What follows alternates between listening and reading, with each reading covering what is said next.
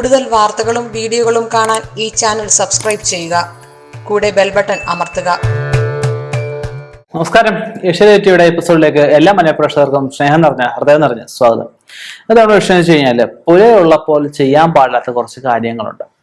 പുല എന്ന് വെച്ചാൽ എന്താണെന്ന് നമ്മൾ ആദ്യം മനസ്സിലാക്കണം. നമ്മളുമായിട്ട് രക്തബന്ധമുള്ളവർക്ക്, ഓരോ സമുദായത്തിൽപ്പെട്ടവർക്ക് ഓരോ രീതിയിലാണ് പറയപ്പെടുന്നത്. എന്നാലും സാധാരണഗതിയിൽ എല്ലാവർക്കും അച്ഛൻ വഴിക്കും അമ്മ വഴിക്കും രണ്ട് രീതിയിലും പുല വരുന്നവരുണ്ട്. എന്തായാലും അടുത്ത ബന്ധമുള്ളവര് അവരുടെ സമുദായത്തിന്റെ ആചാര്യന്മാരെ കണ്ടു കഴിയുമ്പോൾ, അല്ലെങ്കിൽ നല്ല ഒരു ജ്യോതിഷ നല്ലൊരു കർമ്മിയെ കണ്ടു കഴിഞ്ഞാൽ അറിയാൻ സാധിക്കും ഏത് രീതിയിലാണ് പുല വരുന്നതെന്ന്.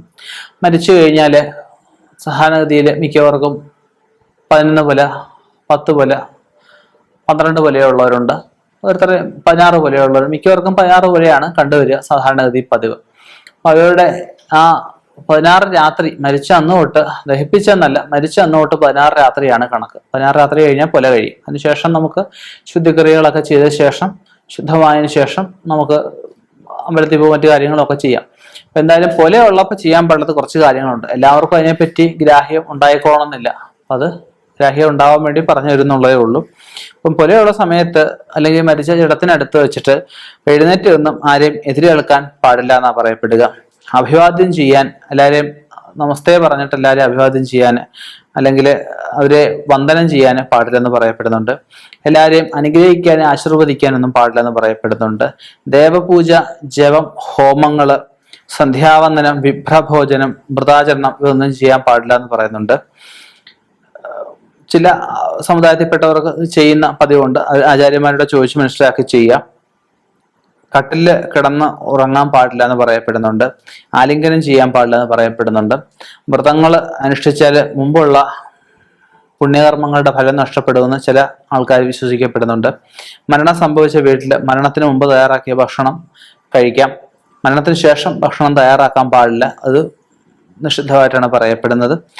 ഇക്കാലത്ത് ദാനം കൊടുക്കുന്നത് തെറ്റായിട്ടാണ് പറയപ്പെടുന്നത്. പുല കഴിഞ്ഞതിന് ശേഷം ദാനം കൊടുക്കുന്നത് നല്ലതാണ്, കുഴപ്പമൊന്നുമില്ല. പുല ഉണ്ടെന്നറിഞ്ഞ് ദാനം വാങ്ങുന്നതും ദോഷമായിട്ടാണ് പറയപ്പെടുന്നത്. അതുപോലെ തന്നെ മറ്റുള്ളവർക്ക് ഭക്ഷണം കൊടുക്കുക, അവനവൻ മത്സ്യം, മാംസം, മദ്യം ഇവ ഉപയോഗിക്കുന്നത് തെറ്റായിട്ടാണ് പറയപ്പെടുന്നത്.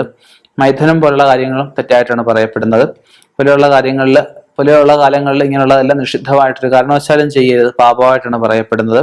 പുലയുള്ളപ്പോൾ നമ്മൾ അലക്ക് വസ്ത്രങ്ങൾ ഉപയോഗിക്കാൻ പാടില്ല എന്ന് പറയപ്പെടുന്നത്. കോടി വസ്ത്രം ഉപയോഗിക്കാൻ പറയപ്പെടുന്നുണ്ട്. പിതൃക്രിയകൾ ചെയ്യുന്നവര് ഈറം വസ്ത്രം ധരിച്ചുകൊണ്ട് മാത്രം, കുളിച്ചു മാത്രം കാര്യങ്ങൾ ചെയ്യാൻ പറയപ്പെടുന്നുണ്ട്. അശുദ്ധികാലം തീർന്ന ശേഷം മാത്രം അലക്ക് വസ്ത്രം ധരിച്ച്, അലക്ക് വസ്ത്രം ശുദ്ധാക്രിയകൾ ചെയ്തിട്ട് വേണം ധരിക്കാനായിട്ട്. ധരിച്ചുകൊണ്ട് വേണം ബാക്കി പുലകൾ 41 ദിവസം വരെയുള്ള കർമ്മങ്ങൾ, ബാക്കിയുള്ള കർമ്മങ്ങൾ ചെയ്യാനായിട്ട് പറയപ്പെടുന്നത്. അതുപോലെ പുലയുള്ളപ്പം നമുക്ക് ഒരു ജ്യോതിഷനെ പോയി കണ്ടിട്ട് മരിച്ചതാണല്ലോ ദോഷമുണ്ടോ എന്ന് ചോദിക്കാൻ പാടില്ല. അതുപോലെ തന്നെ നമ്മൾ ക്ഷണിക്കാൻ ഒരിടത്ത് പോകുമ്പോൾ, അതായത് പതിനാറിന് ചടങ്ങായിട്ടൊക്കെ ചെയ്ത് ആൾക്കാർക്ക് ഭക്ഷണം കൊടുക്കാറുണ്ട്. അങ്ങനെ ക്ഷണിക്കാൻ പോകുമ്പോഴെങ്ങൊന്നും കയറിയിരിക്കാനോ ഭക്ഷണം കഴിക്കാനോ ഒന്നും പാടില്ല. നമ്മൾ കുറിയൊക്കെ കൊടുക്കുമ്പോഴായാലും മോളിന് ഇട്ട് കൊടുക്കണം, കൈ കൊടുക്കാൻ പാടില്ല എന്നൊക്കെ പറയപ്പെടുന്നുണ്ട്. വിളക്ക് കത്തിച്ച് വെച്ചേക്കുന്ന വീട്ടിലും വിളക്കിന് മുന്നിൽ നിന്ന് സംസാരിക്കാൻ പാടില്ല എന്ന് പറയപ്പെടുന്നുണ്ട്. അതുപോലെ മരിച്ച നക്ഷത്രത്തിന് ദോഷമുണ്ടോ, മരിച്ച നാളിൽ വെച്ച് ജീവിച്ചിരിക്കുന്നവർക്ക് എന്തെങ്കിലും ദോഷമുണ്ടോ എന്നൊക്കെ ചിന്തിക്കുന്നതായാലും 16 കഴിഞ്ഞ് 41-നകമായിട്ട് ചിന്തിച്ച് പരിഹാരക്രിയകൾ ചെയ്യേണ്ടതാണ്. അങ്ങനെയുള്ള കാര്യങ്ങളും ശ്രദ്ധിക്കുക. ഇനിയും ഇതുപോലെയുള്ള അറിവുമായി കണ്ടുമുട്ടാം. നിർത്തുന്നു. നന്ദി, നമസ്കാരം.